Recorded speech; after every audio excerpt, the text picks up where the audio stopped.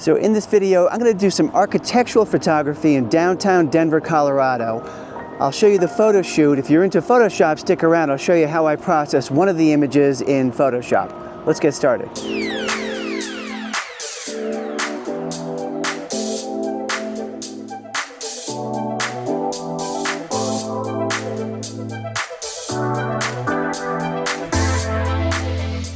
Well, I made it to Denver, Colorado. It's my last stop. I'm flying home tomorrow. And in town in Denver, there's some really cool architecture. So it's another architecture day for me. I am looking at I guess it's the Denver Art Museum. Let me turn the camera around and I will show you what I'm looking at. It is just an incredible structure with fantastic geometric shapes. And I think this is one you want to shoot from different angles. So I'm starting here, but I'm going to make my way around the building and see what I could come up with. Well, I'm using my wide-angle lens, my 16 to 35 millimeter lens, which I think is the right one because it's a pretty big building and I'm fairly close to it, so I'll probably be going at it 16 millimeters most of the time.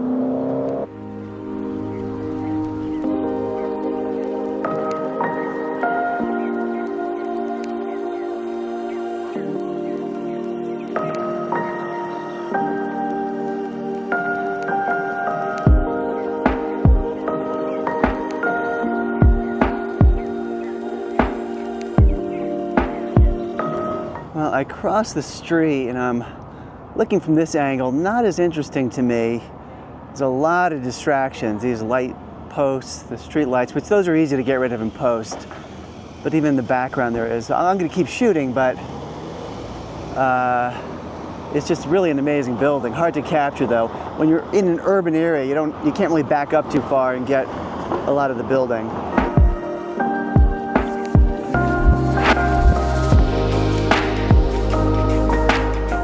I found my favorite angle. This is kind of cool. I love these intersecting geometric shapes. Also from this angle, I'm getting a little bit better light on the building. So I'm gonna stop here and get some shots of this.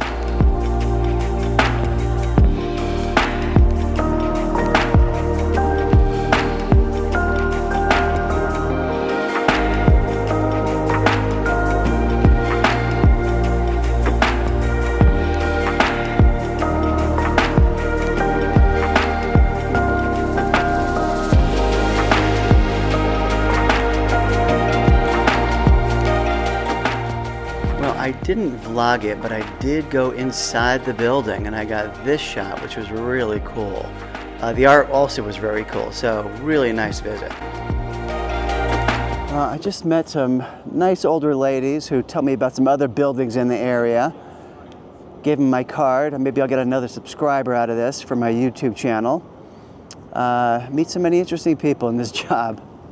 Well, I think I got some good shots of this building. I think this is my favorite angle, the one I just showed you.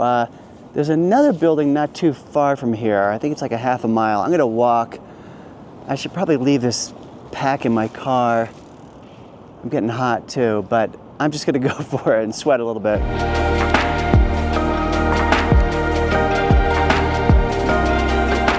So this is the building I wanted to photograph. I find it really interesting. It's actually a hotel called Populist, Denver.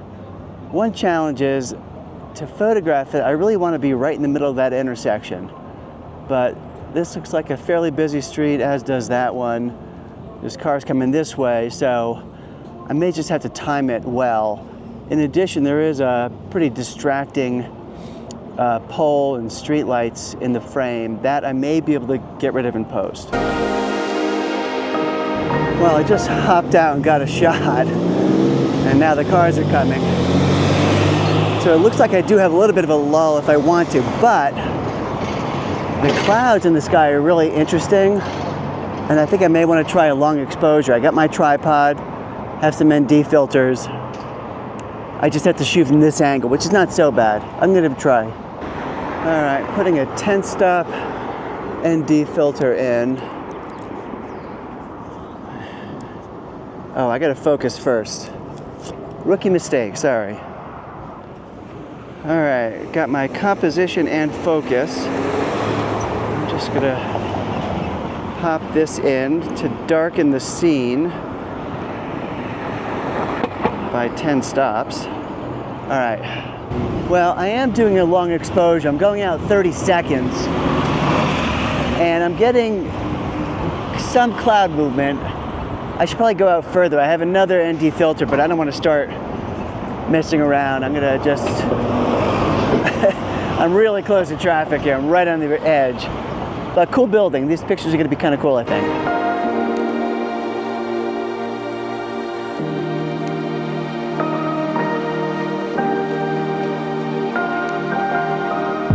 Well, I think I got some good shots. I don't know if the long exposure added much, but maybe a little bit of cloud movement might be kind of cool. I will know when I get it on the computer. Well, this was incredible. I think I got some good shots. We'll see. If you're into Photoshop, stick around. I'll show you how I process one of the images in Photoshop. If not, we'll sign off here. Remember, if you like the video, give me a thumbs up. And if you like this content, make sure you subscribe to the channel. Take care. Okay, well, I am back on my computer. I've been home for a while, actually, but just getting around to doing this video. And what I want to do is show you how I turn this image into this image in Photoshop. Now, I've done some work on this already. In Lightroom, I converted to black and white, pulled up the shadows a little bit. Didn't do too much. In Photoshop, I have cleaned up the image. There was some lampposts, some garbage, some signs that I got rid of just to make sure it's a nice, clean image. The other thing I did already is I've made a number of selections.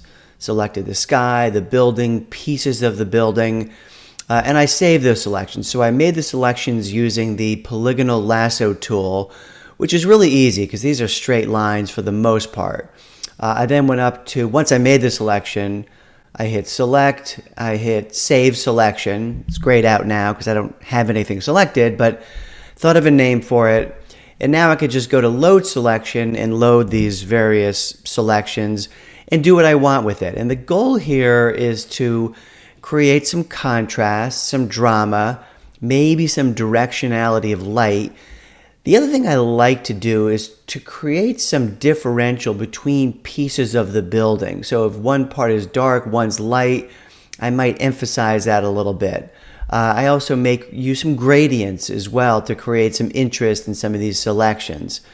And so that's really what I'm going for. I'm not going to go through the entire process with you, but you'll get a sense of kind of how I achieved what I did. So let's start with the sky, which I typically do. So I'm going to go to select, load selection, and I'm sure I called it sky. And again, this was the polygonal lasso tool. I like to darken the sky. I always think it makes the building pop more, unless there's something really interesting in the sky, which in this case there isn't. So I'm going to use a exposure adjustment layer, and I'm just going to pull back. Again, I don't want to make this totally black. It looks kind of fake, but I definitely want to make it dark. And so maybe somewhere around there. One thing you can do, by the way, if you wanted to, is to create a gradient in the sky. So I can reselect the sky by hitting select, reselect. I can go to my gradient tool. In this case, I don't want the gradient to be from totally bright to this color. So I'm going to use an opacity that's a little lower. I made it, call it, 17%. My foreground color is white, and I pull over from the left, and you'll get sort of this kind of interesting gradient in the sky. If you want it. I think I'm not going to, but just to show you, if you wanted to, you could. So I'm going to undo that. I'm going to deselect this by hitting Command D. Then I'm going to start working on the building. And so I can go to select, load selection, and I will choose long left panel. That's this big piece in front. And you can see there's a little bit of gradient already there. The left side's brighter than the right side. I'm going to accentuate that. So I'll choose a curves adjustment layer, and I'm going to brighten up the entire selection. So everything is going to get brighter. And you can see that on the screen. But then I'm going to reselect. I'm going to choose my gradient tool. I want to make sure my opacity is back to 100. And I'm going to pull over from the left so the left side is brighter. And you can see here's the before, here's the after. Again, just creates a little bit more contrast, a little bit more drama. I'm going to deselect by hitting Command D. I'm on a Mac. Those are the commands on a Mac. Windows could be different. I should give you those too, but I'm just so used to a Mac. So little things like this triangle on the thing, I want that to be a little bit brighter, maybe with a bit of a gradient as well. And so I'm going to go to Load Selection. I think I call it Top Triangle, and you can see that selection. I'll use a curves adjustment layer. You could use different techniques here. Again, I like the curves adjustment layer, but I'm going to pull up, and that's going to brighten up that entire selection. You know, makes it pop more, but it's kind of flat. So I'm going to use another gradient tool. Go to Select, reselect it. You have to reselect it. If you choose a gradient, it will use it on the entire image. So I've got my gradient selected. I'll pull down, and you could see just that top. And again, you play with it to taste, right? But you want to have some sort of gradient in there. You could always go in and brighten it up more if you want. But that's pretty good. I'll hit deselect by hitting Command D again. And there's the before and the after. It's brightening up the top of that image. This large triangle, kind of right in the middle, I don't remember what I called this, but let's see. Middle triangle maybe? Hey, there we go. Let's brighten this up too. So I'm going to choose a curves adjustment layer. I'm going to brighten that up. And again, there is this natural gradient, so maybe I'll just emphasize that a bit more. I'm going to reselect it. I have my gradient tool already selected, and maybe pull down from here where it tends to be a little bit brighter. And again, you could play with this any way you want, but this is kind of what I was going for. I'll hit Command D. There's this big triangle on the right as well, which I also want to use a gradient tool. And there's a bit of a curve there as well, so there is this natural gradient anyway. So let's go to Load Selection. I called it Tilting Triangle on Right. Pretty descriptive. I'll choose a gradient tool. I'll choose a curves adjustment layer, pull it up, brighten that up quite a bit. I can reselect, and then with my gradient tool selected, and this is the linear gradient tool, I can pull down this way. I'm just having that top part bright, and it gives it a bit more contrast, makes it a little bit more dynamic. The other thing you can do is use a circular gradient tool or a radial gradient tool to create some interest in a selection. So I'm going to go to Load Selection. Let's see, lower right trapezoid, I think. Yeah, there we go. So I'm going to first choose a curves adjustment layer. I'm going to brighten up the whole selection. And sometimes if there was a glass building across the street, it might create a reflection in there that was a little irregular. And so what I'm going to do is choose a radial gradient tool, and I'm going to pull out from the middle, and just to create almost like it was a reflection. You could do it, you know what I need to do? I need to reselect it. That's what happens when you don't reselect it.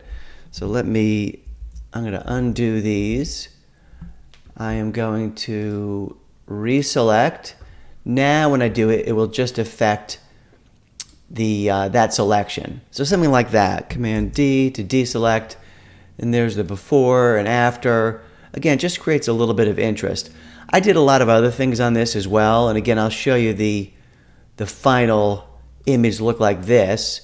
And typically, by the way, the last thing I do is I choose the whole selection, the whole image, I should say, curves adjustment layer, and just create some contrast with everything. So pull up on the right, down on the left, that little S curve is going to create some contrast and some drama. Hey, I hope you liked the video. It was a great trip for me. I love this building, and I like this image too. If you do like it, just give me a like, give me a thumbs up, and if you like this kind of content, make sure you subscribe to the channel so you don't miss future videos. And until next time.